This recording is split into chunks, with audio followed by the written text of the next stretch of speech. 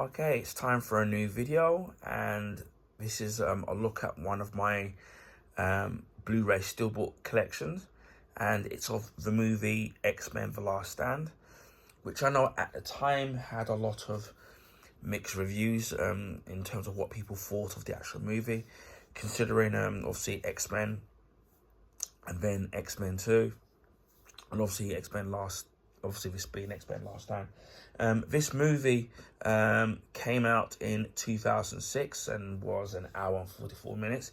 This was the first X-Men movie at the time to be not to be directed by Bryan Singer.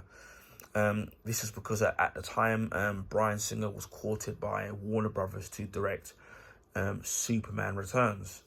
So they got another director, was it Brett Ratner, who you may know for directing the Rush Hour movies, to do X-Men: The Last Stand. So I don't know if there's a tonal difference in terms of the actual movie, but obviously I know there was a lot of complaints at the time of the way that certain characters were kind of being dealt with in the actual movie, or didn't have very much screen time, or characters from the previous movies that all of a sudden disappeared with no explanation. So that was a bit of a weird one for some people, and then obviously there were some new characters that were added to this movie. Also, and bear in mind that the next movie after this would be X-Men: The Last Stand, and there were two versions of that movie. There was X-Men: The Last Stand and X-Men: The Last Stand, the Rogue cut, which I've watched the theatrical cut of the X-Men: The Last, not Last Stand, sorry, X-Men: Days of Future Past, but I've not watched X-Men: Days of Future Past, the Rogue cut. Unfortunately, those two particular X-Men movies, I do not have a Blu-ray, sorry, I do not have a steelbook of those. I only have a standard Blu-ray of those. So unfortunately, I wasn't being able to carry on the tradition of of having those steelbooks. Although with Days of Future Past, both versions of cuts the movie, Bryan Singer would come back to direct those two movies, although it's obviously the two different versions, and maybe we'll do a video and explaining that once I watch the other cut of that movie. Now, this particular steelbook, I did have the normal Blu-ray of this first, and I don't remember if I bought it brand new at the time. I may have bought it secondhand, and then I think this particular one I got from Zavvi. Now, this is what obviously I've said before. This is when Zavvi used to do some really good sales on their site. Sometimes you could get Blu-rays for under £5, and they even used to do free delivery on all their Blu-rays, regardless of the price. Now, from what I know of, because I don't really buy many Blu-ray steelbooks anymore now, sometimes I've seen some, or sometimes I've seen them secondhand and I've just picked them up. And so I haven't ordered off there for a long time, but when I was on there a couple of years ago, the Blu-ray steelbooks were really expensive, especially if they had the 4K edition of the Blu-ray disc and encased in the actual steelbook, and that would make, so sometimes you could be paying anything up to about £30 or even more than that for the steelbook. So I stopped buying them, and plus their sale prices in terms of what they would do with their steelbooks they weren't as good as what they used to be in the past, and now they don't do free delivery anymore. So that's kind of a real shame. We've got that little thing here, and then as always we have Wolverine front and center. We've got Magneto, we've got Storm, and then we've got Jean Grey back as the Phoenix. I do know that the guy that the writer that wrote the X-Men: The Last Stand, he wrote the last X-Men movie where that Jean, I'm trying to, I can remember the name of it, bear with me. Yeah, X-Men Dark Phoenix. That particular, the guy that wrote, I think Simon Kunberg, if I'm pronouncing his name right. Let me have a look so I don't butcher his name.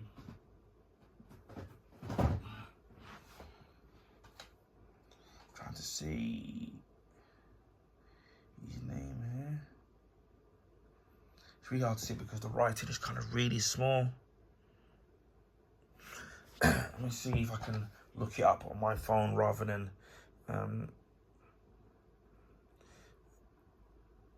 but then even when some of the X-Men movies, some X-Men movies were better than others, but I still bought some of them just because I just wanted to complete my collection. Or yeah, I was actually right, Simon Kinberg. So he wrote Days of X-Men: The Last Stand, and then he would later have another crack at the Dark Phoenix saga again with X-Men Dark Phoenix, and that wasn't really great to me when it came to dealing with the Dark Phoenix. The X-Men animated movie, animated series did it much better in terms of dealing with, or better yet, if you go back to the comic source, which actually was much better in terms of with actually dealing with that. So you would have thought that having another crack at the Dark Phoenix, that they would, you know, they would learn from that, and unfortunately didn't. This would be the last Marvel X-Men movie that would be from 20th Century Fox. That would be also before Disney would eventually would buy 20th Century Fox. So that was the last standalone 20th Century Fox Marvel movie. So, and obviously, as you know now, that they're going to be rebooting, they're going to be incorporating the X-Men into the MCU now at some point. So I know there's traction on them finding a writer and a director to do that X-Men movie. So again, that's going to be interesting. And obviously, we already have Wolverine going to be appearing in the Deadpool Wolverine movie, which should be coming out in July, wherever you are in the world. Now, regardless of with the movie, the actual steelbook of this is actually really striking. We have the title, The Last Stand, debossed, so you can actually read it, so you can actually kind of feel it. Again, I do love the silver finish with the red and the black and the silver, the claws. And then obviously you've got Magneto's red helmet and his black and underlying red cape. So that looks pretty cool. So that does look really nice, I would say. And then you've got X-Men, The Last Stand there. And then at the back you've got we'll see the people there. If I remember, that's Juggernaut. That's Colossus. You got Cyclops. You got Beast, played by Kelsey Grammer. You got Pyro. You got Rogue, and you got Bobby as Iceman there. So that's really cool. I do like the fact that they didn't skimp out in just putting something blank or just put in, you know, something there. At least they put some other characters at the back of there. So it's a nice contrast in having the back and then with the front there. So I think that's pretty cool. I'll give them credit there for the actual steelbook. Again, as I've always said, this is a matte finish. What I really would have loved is a gloss finish. I think that would have been the icing on the cake to make it kind of really pop. You get a scene. We'll take the Blu-ray disc out here. You get a scene from towards the end of the movie with no, actually, this is I think this is in the Danger Room. If I remember correctly, this is in the beginning of the actual movie, and you can see Wolverine there lighting up a cigar, and you got Storm there and Cyclops there. But yeah, we did see Cyclops in X-Men 2, but you only briefly saw him both, and that's great. And you can actually see the claws where where they've done the debossing on the front of the actual steelbook, and then the other Wolverine's claws, you can see there the indentation of the three claws there and there, and also where it says X-Men Days of Future Past. The actual Blu-ray disc is identical. It's exactly the same disc that they used in the normal Blu-ray case of X-Men: The Last Stand. So the disc is identical in every shape or form. Now I'm going to sit there going to quickly see if I can get it, because I don't remember if the standard Blu-ray version of this movie came with one disc or two discs. So bear with me while I hop over and get it. I'll try not to knock over my phone.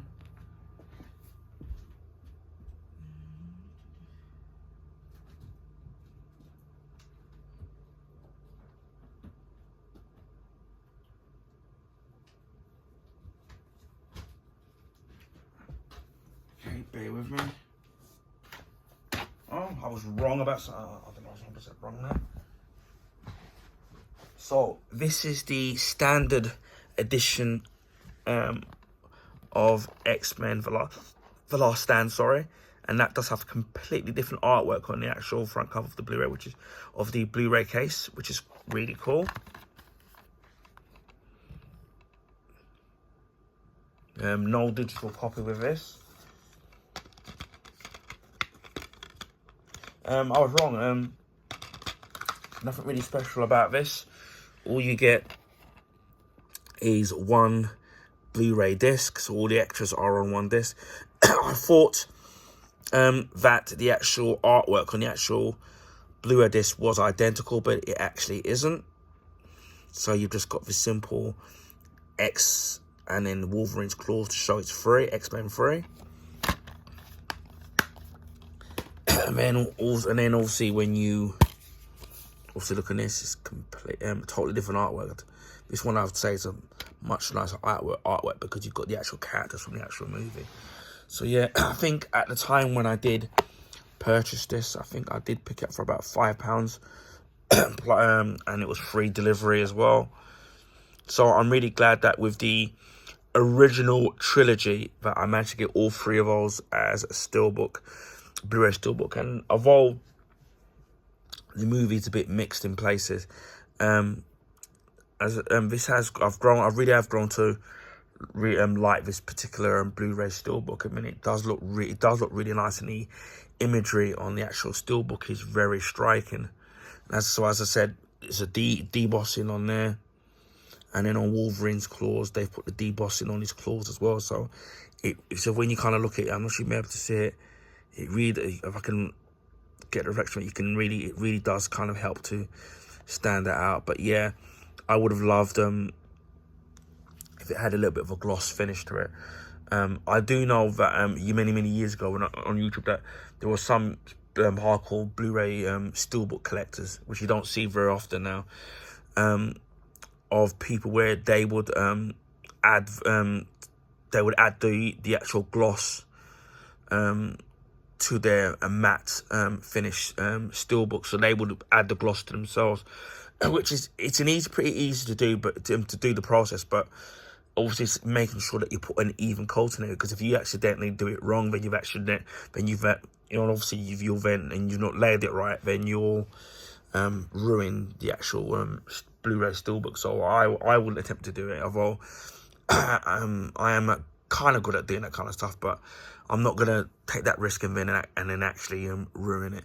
So yeah, this is X-Men: The Last Stand, a part of my Blu-ray steelbook collection. I've got many more to show you, and I do have a couple more X-Men steelbooks, but Blu-ray steelbooks, but they're actually from the actual prequel, and I do have the next one up. Actually, will be the X-Men Origins Wolverine, which will talk about that particular movie, and I've got that steelbook, so we'll do that.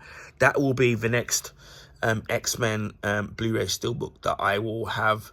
So I'll show you from my collection. So yeah, stay tuned to that if you want to eventually get around to seeing that particular Blu-ray steelbook. But that particular one is a really nice Blu-ray steelbook, even if the film is a bit, again, like this movie, a bit mixed.